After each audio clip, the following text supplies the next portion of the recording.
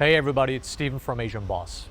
These days, maybe because of the pandemic, we don't seem to hear a whole lot about North Korea from the media. We pride ourselves in bringing you the most authentic news from Asia, and today we want to share with you an incredible story of a North Korean defector. If you remember, we've interviewed quite a few number of North Korean defectors in the past, but the person you're about to hear from has a very unique story. Are you curious to hear about what's going on in North Korea from the perspective of a high-ranking North Korean government official? Let's dive right in. 오늘 저희 이렇게 인터뷰에 응해주셔서 정말 감사합니다. 예, 감사합니다. 예, 제가 더 감사하죠. 저희가 이전에 그 북한에서 탈북을 해오신 분들을 그래도 인터뷰를 꽤 많이 한 편인데 스토리가 좀 다르다고 알고 있어요. 간단하게 본인 소개부터 좀 해주시면. 북한에서 원래 있던 것은 황해남도요. 예, 행정구역상 황해남도라고 되어 있습니다. 이제 국가보위부, 우리로 말하면 이제 국정원? 뭐 그런 격이랑 같습니다. 국가보위성 소속으로 있다가 2016년 9월 18일 날 서해 바다를 통해서 하루 만에 왔죠. 수용을 쳐가지고 8시간 동안 수용 쳐가지고 대한민국에 오게 됐습니다. 이제 어떻게 보면 굉장히 높은 위치에서 계셨었고 소위 말하는 약간 엘리트. 뭐 엘리트야 뭐. 예. 네. 그리고 이 북한을 잘 모르는 저희 세계 시청자분들도 아무래도 굉장히 궁금한 게 많을 것 같아요. 네. 그래서 간단하게 이제 북한에서 계셨을 때 그 정확하게 하시는 일이 무엇이었는지. 보위부 임무는 간단합니다. 그냥 북한의 이제 김씨 체제, 그 보위하기 위한 것이고요. 그리고 이제 뭐 간첩을 잡는다고 하잖아요. 뭐 나가서 뭐 파견도 하고 들어와 있는 간첩도 잡고 이런 임무가 기본인데 거기서 가장 중요한 것은 이제 북한 주민들의 동료, 그러니까 민심이 어떻게 돌아가고 있는가 이런 거를 장악하는 거죠. 한마디로 이제 그런 거를 장악을 해서 캡처를 해가지고 위에 상부에다 보고해가지고 어떻게 해야 될 것인가 컨트롤을 하는 겁니다. 보위부는 우리나라도 같잖아요. 뭐 국정원은 대통령 직속. 그것처럼 국가보위성도 역시 김정은의 직속입니다. 예, 직속으로 되어 있고 이제 외국에서 오시는 분들도 보위부 사람들이 100% 다 따라다닙니다. 그 반탄까지 따라다니는 건데 반탐에서 그 사람들은 자유롭게 다니지 못하고 있어요. 그게 왜 그냥 보위부에서 이 외교부라든지 그런 데하고 밀집한 연관을 가지고 몇 시에 어디로 간다면 이미 전에 보위부가 다 나가서 거기 장악해버려야 됩니다. 그거 못한다. 그거 큰일 나는 거죠. 굉장히 위치가 높은 걸로 알고, 그러니까 일반 사람은 그런 데 들어갈 수가 없잖아요. 보위부 같은 경우에는 이제 김일성이 지시가 있어요. 원래 김일성이가 지시가 있는 것이 이제 보위부 자녀들도 아버지의 뒤를 이어서 보위원이 돼야 된다. 이런 지시가 있어가지고 부모가 보위원을 하면 거의 80~90%가 보위원을 합니다. 가족 배경 자체가 그렇죠. 지금 엘리트 약간. 네, 저희는 뭐 집안 자체가 다 보위부에 있었기 때문에 뭐 어릴 때부터 저는 기억이 나는 것이 그냥 아버지가 군복 입고 있던 모습 그리고 보위부에 있던 모습 그런 모습밖에 생각이 안 나죠. 네. 그렇게 임무를 수행하다가 어떤 좀 기억에 남는 그런 에피소드 같은 게 있을까요? 뭐 한두 시간에 다 말씀드리는 건 없지만 그래도 제가 그래도 가장 기억에 남는 거는 북한에서 있었던 이제 지하 교회당 사건이 제일 그래도 기억에 남습니다. 그게 뭐예요? 북한에서는 이제 김 씨가 이제 주체 사상이라는 것을 내놓지 않았습니까? 자기 운명의 주인은 자기 자신이며 자기 앞길을 개척하는 힘도 자기 자신에게 있다. 이런 것이 바로 주체 사상인데 북한에서는 하나님이라는 것을 믿을 수가 없습니다. 북한에서 교회 갔댔다. 내가 교회 성경을 읽었다 하면 정치범 수용소까지 갈 수가 있습니다. 근데 이제 북한에서 황해남도 연안군 창덕리라고 행정구역상 그렇게 되는데 거기서 이제 2007년도부터 있었는 이 사건인데 여기서 이제 30명의 지하 교회인들이 북한에는 다 집들에 보면은 김일성이 김정일 초상화들 다 벽에다 걸어놓고 있어요. 무조건. 지금도요? 지금도죠. 그런데 이제 그 지하 교회당에서는 이제 그 김일성 김정일 초상화를 떼고 거기다 십자가를 걸고 거기서 성경에 대해서 이제 막 이렇게 선전을 한 거죠. 그것이 이제 보위부 정보원에 의해서 발탁이 된 겁니다. 그럼 그렇게 발각된 사람들은 어떻게 됐나요? 뭐 발각된 사람들은 당연히 처형 및 정치범 수용소 그리고 뭐 교화. 북한식만의 또 형벌이 있기 때문에 그의 처리에 맞게끔 이제 주범들은 이제 뭐 총살되고 그리고 또 공범들은 정치범 수용소 그리고 또 10년, 20년 뭐 이렇게 형에 다 따라서 다 이렇게 처리됐죠.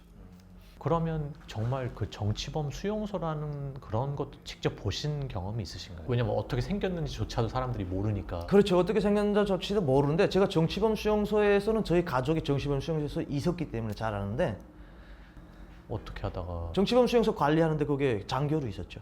아 장교로 그러니까 예, 끌려간 게 아니요, 아니고 아니요. 아, 끌려간 게 아니고 거기 통제하는 사람들이 국가보위부 소속인데 거기가 감옥이 아니고 큰 산에 큰 산 골짜기에다가 마을을 형성해 놨어요. 한마디로 말. 원시사회처럼 마을을 형성해 놓고 거기에 철조망 치고 이제 뭐 도망 못 치게 철조망 치고 가는 곳마다 기관총 다 걸어 놓고 이제 뛰지 못하게 경비 서고 그 안에서 농사를 집니다. 그 사람들은. 그리고 거기서 벼농사 짓고 돼지 키우고 강냉이 옥수수 농사 짓고 다 합니다. 거기서. TV도 못 보고 그냥 방송에서 일할 시간, 밥 먹을 시간 이런 거밖에 안 알려줍니다. 그래서 거기서 남녀 교제가 안 돼 있습니다. 그리고 그래서 표창이라고 하죠. 표창으로 하면 결혼을 시켜줘요. 표창 결혼. 일 잘하고 충성스럽게 하는 사람들. 그리고 관리소가 부류가 있어요. 나오는 부류가 있고 못 나오는 부류가 있어요. 영원히 정치범 수용소에서만 들어가야 되고 그리고 이거는 다시 한번 조회를 해가지고 나올 수 있는 정치범 수용소가 있어요. 그래서 실제 들어갔다 나온 사람도 있습니다. 이제 아무래도 탈북을 하신 지가 지금 그래도 많이 길게 5년 안 됐죠. 됐습니다. 예, 5년밖에 안 됐고 근데 확실히 막 10년 아니면 20년 전에 탈북한 분들하고는 이제 북한에서 돌아가는 상황이랑 좀 많이 다르다고 알고 있어요. 그럼 현재 지금 북한은 어떤 상황인가요? 뭐 민심으로 따지거나 네, 제가 뭐 여기서 말씀하시는 분들은 북한에 이제 김정은이를 대놓고 욕을 못해서 그렇지 북한 사람들 100% 싫어한다. 이거는 거짓말입니다. 100% 싫어한다고 하면은 북한이 지금 현재 존재할 수가 없어요. 7, 8, 10년 세월 동안에 지금 독재 정권이 유지되고 있다는 것 자체도 그만큼 기반이 튼튼하다는 걸 말해주고 있습니다. 그리고 북한 주민들이 김정일 시대 때보다 김정은이를 더 그래도 우상화하고 있다는 겁니다. 가장 중요한 것은 여기 있죠. 젊은 사람이지만 나라 통치를 잘하고 있다. 예. 왜? 북한 주민들한테 보여주는 이미지가 좋거든요. 나라의 통치자로서, 지배자로서, 그리고 지도자로서 보여주는 이미지. 북한 인민들하고 허물없이 마주 앉아가지고 뭐 대화도 나누고 뭐 물에 빠져가지고 병사들 찾아가고 쪽배 타고 가고 잘 안 된 건 잘 안 됐다고 막 뉴스에서 까고 하니까 북한 주민들이 새로운 모습을 보는 거예요. 너무나도 혁신적이다라니까 와 이게 뭐야. 역시 젊은 사람은 확고하구나. 북한 사람들의 전쟁관념 확고합니다. 전 세계적으로 보는 이 채널 아닙니까? 거기서는 솔직하게 말하고 싶어요. 북한도 역시 만만치 않다는 거. 북한 군인들은 똑같아요. 전쟁 우리는 한국하고 하면 이겨. 투철합니다. 이 사상이. 왜? 핵보유국? 아무리 국제법으로 제재하고 통제해도 단독적으로 나가잖아요.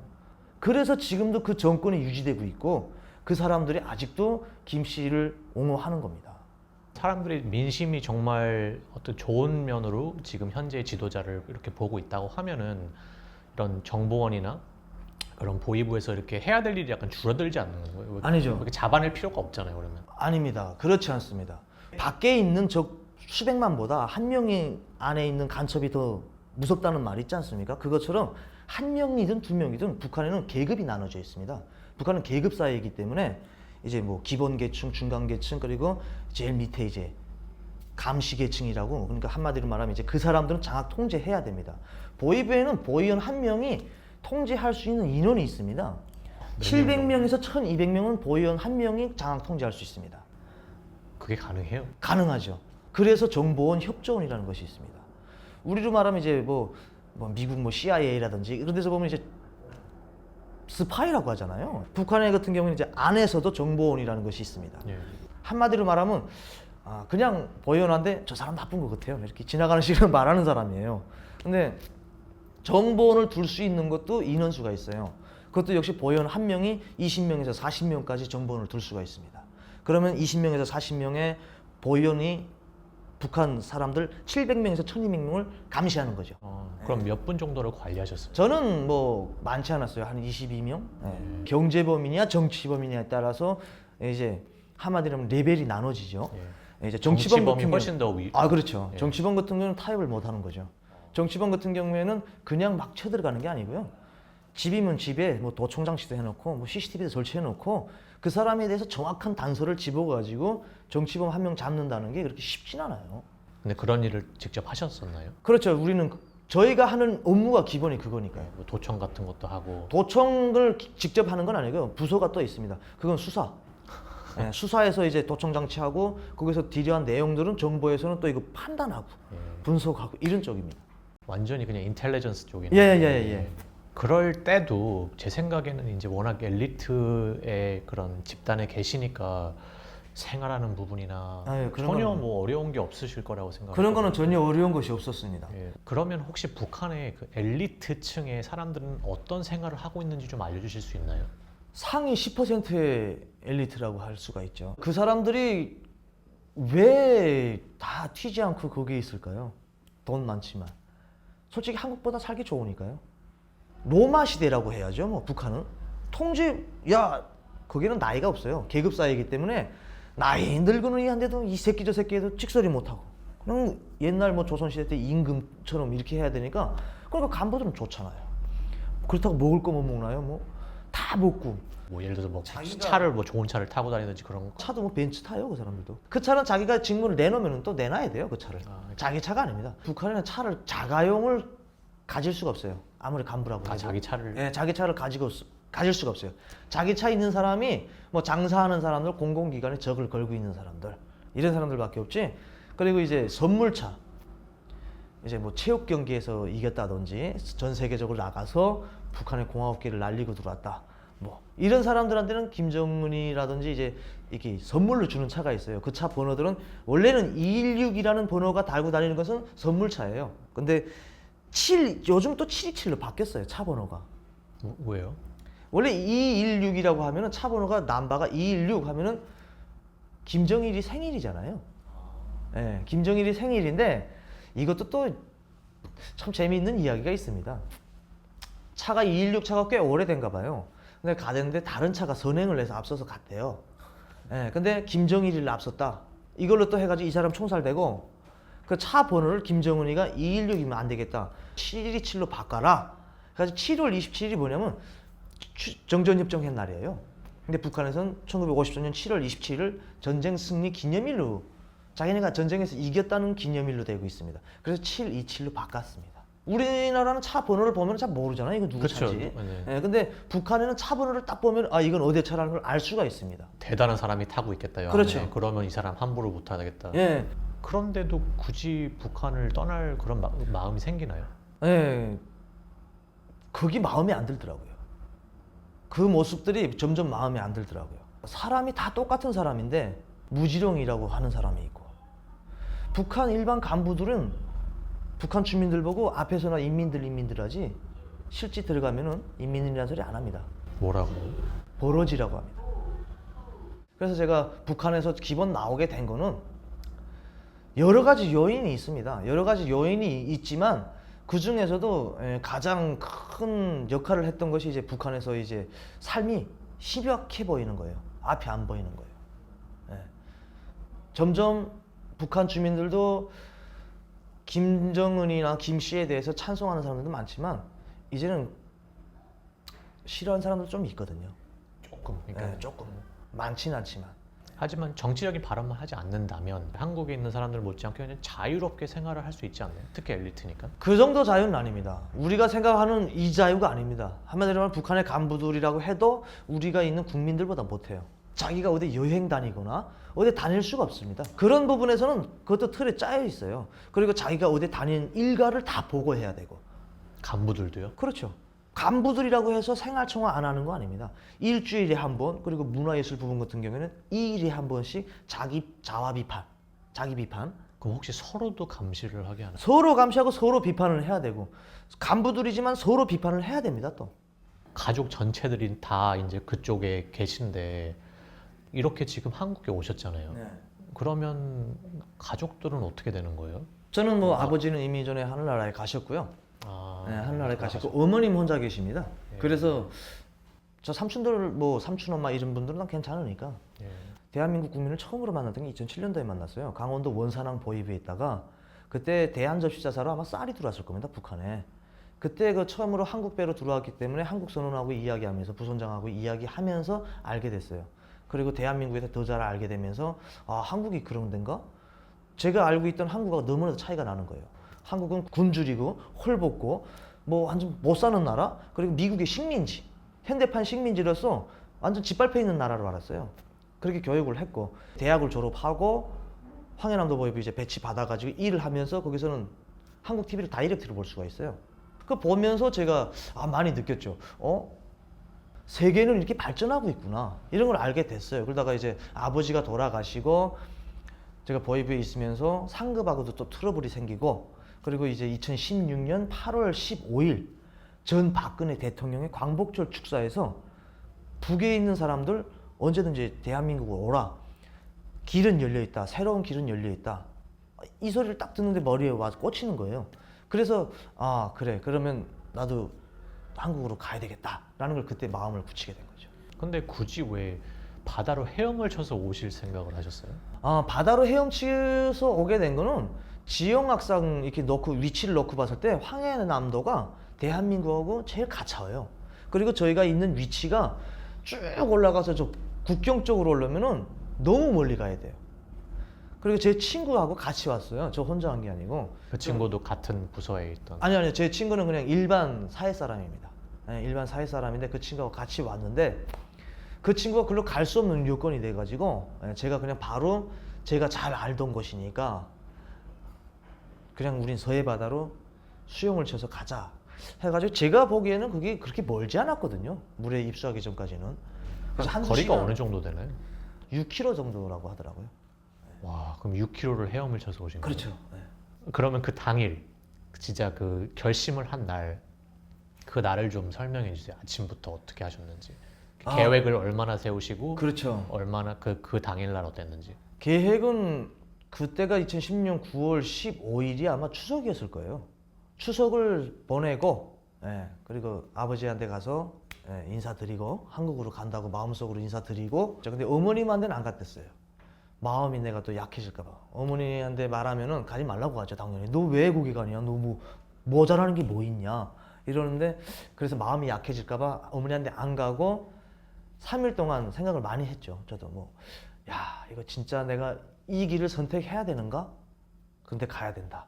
가야 된다가 80%가 지배하니까 머릿속에 발길이 가더라고요. 어떻게 보면 직장이죠. 직장에다 무슨 말을 하고 나오셨어요? 저는 직장에다 얘기 안 했습니다. 그냥 직장에다가 저는 감시 대상 때문에 일을 봐야 됩니다 하고서 나왔습니다. 그 뭐 일 처리 같은 것도 그대로 그렇죠. 내일 다시 올 것처럼 하고. 그게 보이브에 있는 사람이 한국으로 간다고 생각을 안 했기 때문에 전혀 그런 거 없이 저는 그냥 신분증만 가지고 나오고 책상이고 뭐고 다 그대로 놔두고 나왔어요. 그러다 나니까 그냥 한 3, 4일 동안 빠져 있어서도 괜찮게끔 된 거죠. 전날 가가지고 이렇게 다 한번 훑어봤어요. 몇 시에 물이 들어오고 몇 시에 물이 빠지고 어디로 위치를 통과해야 되겠다. 그 또 경비대가 있기 때문에 어디가 감시가 안 서고 그 어디가 철조망이 전기가 안 들어오고 어디가 지뢰가 없고 지뢰밭이 있기 때문에 그걸 사전 답사를 하고 당일날 이제 시장 가가지고 튜브, 오토바이 튜브 그거 하나 사가지고 펌프 하나 사가지고 배낭에다 먹을 거 좀 사가지고 당일날 바로 8시쯤에 오토바이, 임대 오토바이가 있어요. 우리로 말하면 택시죠. 돈 주고 어디까지 데려다 달라면 데려다 주거든요. 그 위치까지 와가지고 한참 걸어와서 해가 떨어지자마자 저희는 입수를 했거든요. 지뢰 같은 거는 어떻게? 지뢰는 제 친구가 키가 크잖아요. 야, 하체가 길어요. 그래서 친구한테 야, 너가 이거 다리를 이만큼 넓혀서 한번 밟아봐라. 그 친구가 먼저 밟고 그 다음에 넘어가니까 괜찮으니까 나도 그렇게 밟아서 따라가고, 전기 철조망 같은 거는 내가 먼저 이렇게 손을 대봤어요. 이렇게 되면 안 됩니다. 전기 철조망에 이렇게 되면 전기가 붙어요. 그래서 이렇게 돼야 돼요. 그러면 손이 자동적으로 까부라지는 게 이렇게 까부라지잖아요. 이거는 제가 이거 배한 거죠. 뼈가 관절이 이렇게 꼬부라져 되어 있거든요. 그래서 이렇게 전기를 이렇게 다치면 무조건 달라붙어 죽습니다. 그래서 이거는 이렇게 돼야 되기 때문에 전기 철조망이 이렇게 되니까 손이 이렇게 까부라져요. 전기가 만약 들어온다면 대보니까 전기가 안 오더라고요. 그래서 전기 철조망 벌리고 친구 나가고 그다음에 내가 따라 나오고 이런 식으로. 왜 전기 철조망 전기가 없었을까요? 그거는 북한의 전기 사정이 빈곤하지 않습니까? 약하기 때문에 그렇게 정상적으로 전기를 이렇게 흐르지 못해요. 근데 뛰어들기 전에는 뒤에서 뭐 보는 사람들 뛰어들기 전에는 이제 사람들이 없을 때 물에 진입을 했죠. 진입을 했는데 이제 우리가 들어오자마자 이제 경비대가 잠복 근무를 나오더라고요. 한 10분만 늦어서도 저희는 못 뛰어들었죠. 잠복 근무 나오기 전에 저희는 철조망을 넘고 지뢰밭을 건너서 물에 딱 들어갔는데, 근데 그날따라 달이 얼마나 밝은지 대나처럼 밝았어요. 달이 근데 안에 군무를 나왔고 일어서면 뒤지갖고 예. 죽는 거예요. 예. 그 보복 전진을 둘이서 한참 했죠. 그 진흙에서 그냥. 예, 감탕에서 힘들더라고요. 엎드려 기기를 이제 한 100m 정도 했나? 100m, 150m, 한 200m 정도 했는데 달이 너무 밝아서 일어나서 뛰질 못했어요. 저희가 그 찰나에 진짜 하늘이 도왔죠. 그 달을 구름이 있잖아요. 새까만 구름이 싹 가려버렸어요. 그 다음에 이게 뭐냐고 일어서서 저희는 뛰었어요. 예. 한참 뛰댔는데 보니까 이제 위험 구간이 벗어났어요. 예. 한참 벗어나고 어느 정도 뛰어오니까 그 다음부터 물이더라고요. 예. 가장 거기서 좀 변수가 생긴 거는 튜브에다 바람을 넣을 수가 없더라고요. 뭐예요? 감탄밭이라서 얼마 못 넣고 그냥 후줄쭉하게 하고 배낭만 올려놨어요. 배낭만 올려놓고 한참 수영을 쳐서 오는데 옷도 다 입고 왔어요. 신발까지. 물속에서. 근데 너무 힘드니까 2시간 지나니까 그 먹을 거 있던 거 다 버렸어요. 버리는 수밖에 없더라고요. 내가 죽겠는데 언제 먹을 게 중요치 않더라고요. 그거 다 버리고 신발 다 벗어 버리고 바지 벗고 그 다음부터 수영을 쳐가지고 계속 오는데 그때를 생각하면 저는 가장 기억에 남는 게 이 세상에서 제일 그리운 건 땅이로구나. 죽기 전에 땅에서 한번 밟아보고 죽고 싶구나. 체력이 어느 정도 되셨나요? 그때는 그때 좀 그래도 몸 관리를 좀. 아무래도 또 수영은 조금 뭐 제가 또 자신 있다고 하고 제 육체를 제가 더 믿었어요. 그 친구분도 또 비슷하고. 체격이 저보다 더 좋아요. 78에 뭐 몸도 좋고 한데 그 친구가 사실은 뭐 수영 쳐서 오면서 많이 내가 기대해 가지고 좀 그 친구한테 도움을 받을 줄 알았는데 먼저 쓰러지더라고요. 그 친구가 먼저 친구야 왜 안 할까? 나 안 되겠다. 왜 안 할까? 그때 한 서너 시간 수영 친 다음이니까요.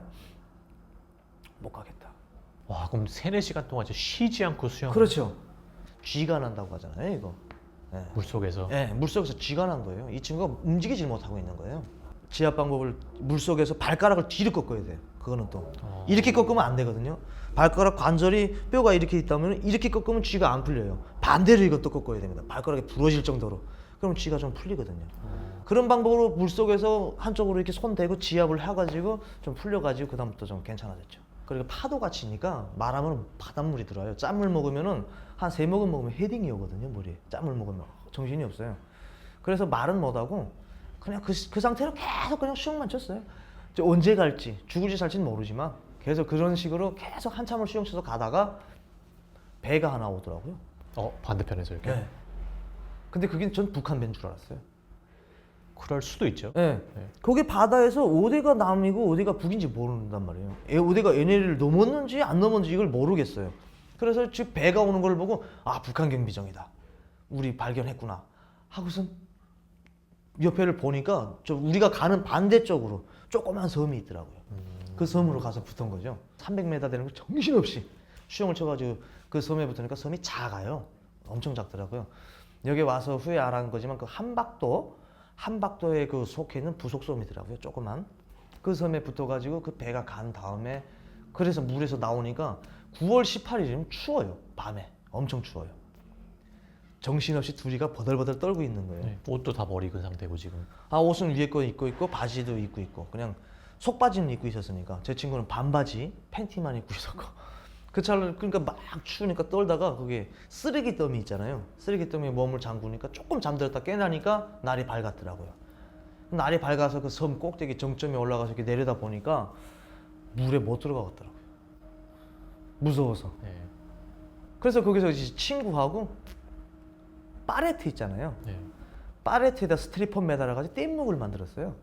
거기에 이제 몸을 실은 거죠. 근데 그 배가 또 왔어요. 근데 국기를 띄워야지 알 거 아니에요. 네. 국기가 없는 거예요. 저게 어느 나라 배야 도대체? 한참 숨어있다 또 나왔다 숨어있다 나왔다 하다가 그 배가 쭉 없어지더라고요. 그래서 이제 그 파레트를 던져가지고 우리가 목표로 삼았던 이제 해병대 뗏목을 싣고 몸을 싣고 이러면서 가댔어요. 손으로 하고 뭐 물 따라서 가는 거죠. 그런데 그 한국 쪽에서 배들이 쫙 오는 거예요. 네. 아이고 드디어 이제 나오는구나 했는데 한국이 이제 와가지고 귀순이나 그러더라고요. 그래서 귀순이다 하니까 그다음에 들어오게 된 거죠. 밤에 나왔던 배가 한국 배더라고요. 이제 말도 그 해병대 그때 감시를 서던 그 군인을 만났어요, 제가. 그 사람이 발견을 해가지고 상부에다 보고를 냈어요. 귀순자 2명이 오는 것 같다. 해가지고 이제 배가 이렇게 마중 나왔던 거더라고요. 그쪽에서는 어떻게 알았대요? 아, 군사 장비라는 게 있잖아요. 거기서 이제 북한을 전문 감시하는 것 같아요. 그래가지고 이제 열 감시 시스템이라고 있는 것 같아요. 사람이 딱 순간 열로 이거 포착을 해가지고 사람이 움직이는 거. 근데 이제 물에 들어간 다음부터 한 2시간 지난 다음부터 감시 자기네 감시 거기서 없어졌대요. 왜 없어졌냐고 그러니까 저체온증.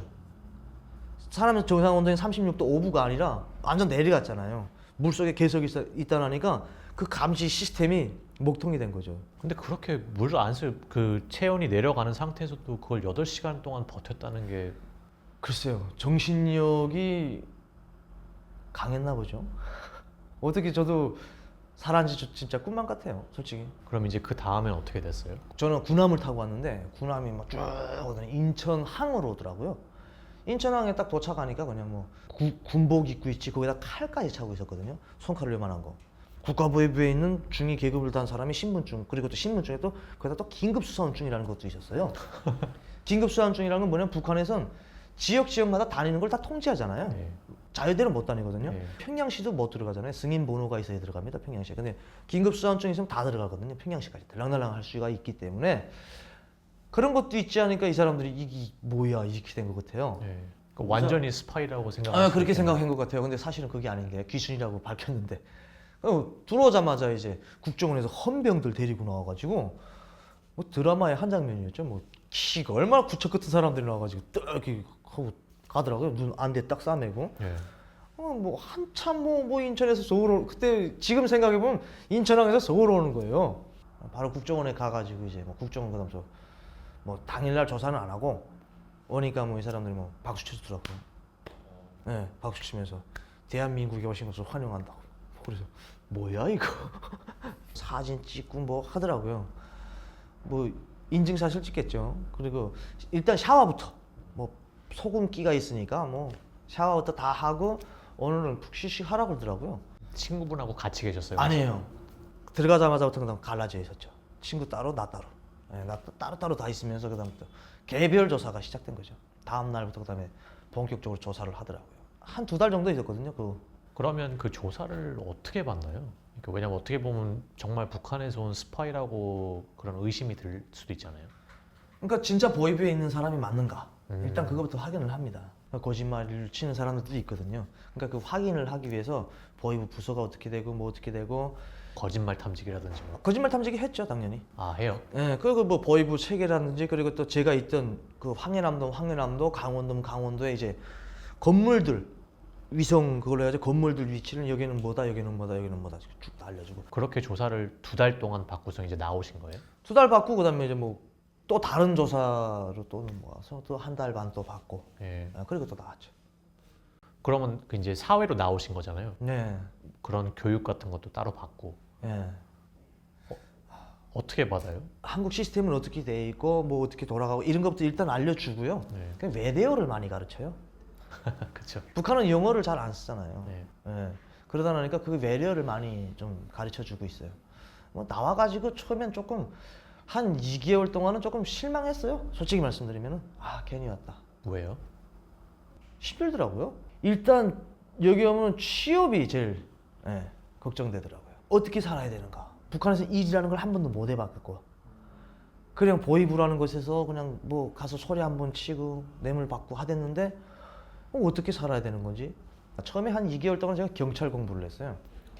제가 원래 또 그런 쪽에 있다 나니까 경찰 공부를 했는데 경찰 우리나라 대한민국에 북한 이탈중에 한 명도 없습니다.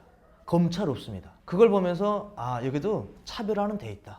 차별 안 돼 있다고 뭐 대한민국은 누구나 공부 열심히 하면 공부 12년 동안 경찰 공부 열심히 하는 사람도 지금 못 되고 있어요. 희망이 없다고 하더라고요. 뭐 북한 사람들 그런 거 차별을 안 한다라고 하시는데 차별이라고 보다도 어느 정도 한계는 있다는 거죠. 예. 그럼 이제 나와서 거기서 뭐 정부에서 일자리를 만들어 주나요? 그런 노력을 하나요?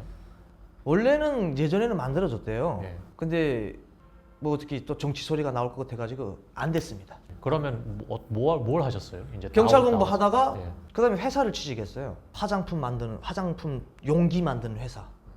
이제 샴푸통 만들고 하는 이런 회사에 취직을 해가지고 거기서 이제 기계 조작 방법을 배워가지고 한 1년 있다가 너무 또 회사에만 있으니까 출근 퇴근 주말엔 또 휴식 출근 퇴근 대한민국에 와서 내가 뭐 회사 일 하자고 온 건 아닌데 이런 생각이 탁 드는 거예요. 그래서 회사를 그만두고 조금 좀 다른 세상으로 좀 나가서 좀 멀리 좀 보자 해가지고 또 노가다를 했어요. 저는 일용직을 해가지고 바닥 타일 하는 데 가가지고 또 한 6개월 또 일하고 그 다음에 또 보험회사도 해보고 삼성화재에 들어가가지고 RC로 한 1년을 또 일했습니다. 되게 다양하게 뭐 많이 해보셨네요. 예. 많이 해봤어요. 다양한 일을 하시면서 이런 바라본 한국 사회 어떻게 느끼셨나요? 예를 들어서 뭐 좋은 점이 있고 또 안 좋은 점이 있을 수도 있잖아요. 이거를 제가 어떻게 말씀드려야 되는지 모르겠지만 우리나라 분들 다는 아니겠죠. 이건 뭐 제 개인적인 생각입니다만 국뽕이 너무 심해요. 예. 대한민국이 세계에서 최고다. 그리고 선입견적인 게 너무 많아요. 대화를 하면서도 많이 느꼈는데 북한뿐만 아니고 전 세계적으로 인정해줘야 될 건 인정해줘야 되고 뭐 솔직히 인정할 건 좀 인정해야 되는데 인정을 안 해요 사람들이. 원래 사회 변화는 도시부터 발전하고 농촌이 따라오는 겁니다. 농촌 발전시키고 시내를 발전시킬 수 없습니다. 그거를 농촌 그 발전 못하는 농촌들을 찍어다가 북한 전반이다 이렇게 보여주면 안 된다는 거죠. 그걸 보고 제가 이해를 시키려고 북한 전반적으로 그렇지는 않다. 북한도 선진국에 못지않게 노력은 하고 있다. 일반적으로 대학이라든지 이런 데서 인터넷으로 강의하고 그러니까 우린 인터넷이 안 되기 때문에 북한에서만의 우리나라는 뭐 전 세계적으로 다 인터넷을 쓰잖아요. 근데 북한은 인터넷이 없어요. 인트라넷이라는 것을 쓰기 때문에 그 인트라넷을 통해 가지고 뭐 이렇게 공부도 그렇게 한다고 하더라고요. 야, 어떻게 보면 그래도 북한도 정말 그렇게 많이 다를 게 없네요. 많이 달라졌습니다. 뭐 배달 있지. 그리고 식당 가서 주문도 우리처럼 이제 로봇이 와가지고 주문을 하잖아요. 그런 것처럼 그 안내원이 와가지고 패드 가지고 와가지고 주문하고 이제는 이렇게 시스템이 차츰차츰 바뀌어가고 있어요. 우리 국민들 그래요. 미국이 군사를 안 지켜줘도 우리 대한민국 단독으로 북한하고 싸우면 이긴다. 그런 말을 해요. 전쟁이라는 건 싸워봐야 합니다. 이긴다고 확신할 필요가 없습니다. 왜? 적에 대해서 과대평가해도 안 되지만 과소평가해도 안 된다는 말이 있습니다. 근데 이런 거를 좀 설명을 해가지고 이해관계를 좀 높이려고 하면은 안 통해요. 다국봉이에요. 조금이라도 이거는 북한보다 못한 것 같습니다 하면은 이게 뭐야 이거? 왜 그러면 북한에서 왔어? 그러니까 어떤 부분이 이제 본인의 개인적인 생각으로는 한국이 북한보다 못한 부분이 어느 부분이라고 생각을 하세요? 물론 더 좋은 부분이 많을 수도 있겠지만 물론 뭐 많지만 못한 부분이라고 말을 하면은 인식, 이해력 이런 거에서는 조금 떨어지는 것 같아요 우리나라가. 예전의 분들 그러니까 대한민국에서 오래 사신 분들은 고정관념이 확고해요. 고정관념이 확고한데 지금 신세대 분들은 뭐 이렇게 만나 대화를 해보면 대화가 돼요. 자 북한에도 이런 것이 이해를 빨리 해요. 근데 여기 좀 되신 분들은 북한에 대해서 북한도 괜찮은 데는 괜찮다, 좋은 건 좋다라고 하면은 이해를 안 해요. 아니라고 해요. 그러니까 세대 차이도 있는 거예요. 세대 차이가 있고. 근데 그럴 수밖에 없는 게 이제 요즘 아시다시피 이제 그런 이런 이제 SNS라든지 그런 쪽으로 너무 한쪽만 다 듣잖아요. 그렇죠. 특히 언론 같은 쪽에서. 맞아요. 그러니까 어떻게 보면 사람들도 그렇게 세뇌가 될 수밖에 없죠. 우리 대한민국에서 근본적으로 나쁜 거 있어요. 근본적으로 나쁜 거 이제 기사, 뉴스, 언론. 나는 언론은 좀 상당히 나쁘다고 생각해요. 너무 마감한다. 그러니까 어떻게 보면 정반대의 약간 그런, 그렇죠. 조금 북한과 한국이 조금 반반됐으면 좋겠다는 생각을 합니다. 이게 언론도 정치가 참 개입을 하는 건지는 잘 모르겠습니다. 거기까지는. 그런데 언론에서 사람 하나를 완전 죽여버려요. 누구를? 모델로 막 들이까요. 까고선 그 사람에 대해서 해명은 안 해요. 만약 밝혀졌잖아요. 이 사람이 뭐 무죄면 무죄다. 그런 일이 없었다 하고 밝혀졌잖아요. 그런 건 안 해요. 우리 대한민국의 가장 근본적으로 좋아하는 게 자극적인 걸 좋아해요. 사람 하나 발효놨으면은 해명되면은 그 사람에 대해서 아 이런 것은 잘못됐던 거다고 한다 하고서 해명을 해줘야 될 거 아니에요. 여기는 해명이 없어요. 그거 놓고 봤을 때는 북한과 뭐 다를 게 뭐 있나 이런 생각도 해요. 북한도 역시 같습니다. 사람 하나 보입에서 잘못 잡아요 가지고 뭐 사용을 했다. 범죄자가 아니었던 것도 뭐 사용한 것도 있어요. 그러면은 밝혀지질 않아요. 왜 그러냐면 북한 보위부에 대한 이미지, 권위가 떨어지기 때문에 밝혀주질 않습니다. 그런 거는. 그거 보면서 북한은 뭐 이건 다를 거 없지 않나? 이런 생각을 해요. 소신적인 그런 발언을 해주신 게 아무래도 굉장히 공감이 많이 되고 그리고 이것도 이제 한국도 그런 문제가 있을 수도 있지만은 정말 지금 전 세계 그런 미디어 트렌드가 그런 것 같아요 지금. 그래서 굉장히 이거는 중요한 문제죠. 전반적인 실태를 놓고 봤을 때는 저는 뭐 대한민국이 좋다는 거는 당연히 말씀드리고 싶고요. 북한도 그만큼 또 따라가고 있다는 거를 말씀드리고 싶어서 그렇지 아무래도 대한민국이 낫죠. 군사력 얘기가 나왔으니까 말인데 군사력으로 봤을 때 정말 이렇게 북한이 한국보다 많이 밀린다고 생각을 하시나요? 저는 그렇게까지 많이 밀린다고 생각하지는 않습니다. 방송을 통해서라든지 뭐 유튜브를 통해서라든지 이거 알려주는 북한 군인들에 대해서는 뭐 진짜 이게 다 얇은 군인들만 알려주잖아요. 체격이 약하고 모자도 삐뚤러 쓰고 다 그렇지는 않습니다. 북한 군인들은 북한에서 저도 뭐 북한에 있을 때 그랬어요. 싸우는 군인은 따로 있다. 그런 군인들은 그렇게 약하지 않아요. 그리고 군인 사람을 놓고 봤을 때도 그렇지만 군사력을 이제 장비를 놓고 봤을 때도 그렇게 한심하지는 않다고 저는 생각을 해요. 그리고 핵 문제도 같아요. 우리 국민들은 뭐 어떤 분들 그러더라고요. 우리나라 대한민국에서도 핵 미사일 뭐 뚝딱 만든다. 미국이 못 만들게 해서 그렇지. 뚝딱 만들 수는 있죠. 근데 그 핵 미사일이 날아갈지 안 날아갈지는 어떻게 알아요? 그리고 북한 같은 경우에는 여러 차례에 걸쳐서 핵 실험을 많이 했어요. 경험은 무시 못하고. 경험은 진짜 무시하면 안 돼요, 이거. 정말 전쟁이 나서도 안 되고 전쟁은 진짜 나면 안 되는 예. 거죠. 이게 다시 한번 전쟁이 난다면은 이건 큰 문제고요. 3차 세계대전으로 될 수 있는 위험성이 있잖아요. 그래서 전쟁은 진짜 되면 안 되지만 가상적으로 놓고 봤을 때는 이제 북한의 군사력도 무시하면 안 된다 이겁니다. 근데 제가 지금 영어라는 것을 몰라요. 잘 못해요. 잘 못하는 게 아예 못합니다. 그래서 솔직히 이런 내용들을 한두 시간에 얘기하자면 솔직히 다 간략을 해가지고 중점만 얘기해야 되기 때문에 진짜 베일에 쌓여있는 북한에 대해서 구체적으로 좀 알려주고 싶어요. 전 세계적으로 차단된 건 북한 아닙니까? 북한에서 알려면은 이제 탈북을 하신 분들이라든지 그리고 북한에서 나오는 이제 공영 뉴스나 뭐 채널에서나 알려주는 제작되어 있는 이런 거를 통해서만 북한에서 알 수가 있어요. 제가 그래서 이거를 작년부터 이 영어로 돼 있는 채널을 하나 솔직히 만들고 싶었어요. 근데 제가 완지도 얼마 안 됐고 그리고 자금 문제도 그렇고 해가지고 지금 못하고 있는 상태예요. 아무래도 이 영상을 보고 정말 이런 영어 자막 쪽으로 도와줄 수 있는 분, 한국말도 하고 그렇죠. 영어 자막도 또 도와주실 수 있는 분들이 좀 생겼으면 좋겠네요. 세월이 지나면 또 잊어먹을 거 아니에요. 그래서 자료를 다 적어놓고 있어요. 자유 있는 분들이 자유 없는 북한에 대해서 좀 관심을 가지고 정확하게 이중성을 띠고 있는 북한에 대해서 좀 정확하게 좀 보셨으면 좋겠다 이런 바람입니다. 혹시 북한에 대해서 그리운 점은 없으세요? 있죠. 뭐 30년 세월을 북한에서 살았는데 뭐 어떤 분들은 뭐 북한에 대해서 다 나쁘다고 하는데 뭐 북한에 대해서 그리운 것도 있습니다. 어떤 부분이 제일 그리우세요? 저는 뭐 솔직히 소박해요. 어머니가 끓여주는 토장국 먹고 싶습니다. 가장 그리운 건 어머니고요. 근데 아직도 연락을 못 하고 있는 이유가 있으신가요? 아직은 조금 시기상조라. 그리고 제가 이제 서해 바다로 대한민국에 왔다는 내용이 북한에서 이제 강의를 통해서 북한 주민들에게 알려졌대요. 보연을 하다가 대한민국으로 이제 바다로 간다 이런 것이 강의를 했대요. 그래서 지금 현재는 집안의 감시를 받고 있는 것 같아가지고 괜히 보낸 사람도 잡힐 것 같아가지고 아직은 조금 그리고 지금 쓰시고 계신 어떻게 보면 이름도 가명이신 거고. 이름은 가명으로 쓰고 있습니다. 그렇다고 뭐 가족들이 뭐 다치거나 이런 것도 없기 때문에 굳이 숨기고 싶지는 않더라고요. 제가 뭐 이런 북한 내용들을 안 알려준다고 해서 좋을 것도 없고. 앞으로 하실 일들이 많을 것 같은데 어떤 개인의 어떤 안전이라든지 그런 거에 대해서 좀 두려우거나 그런 부분은 없으세요? 그렇게 두렵지는 않습니다.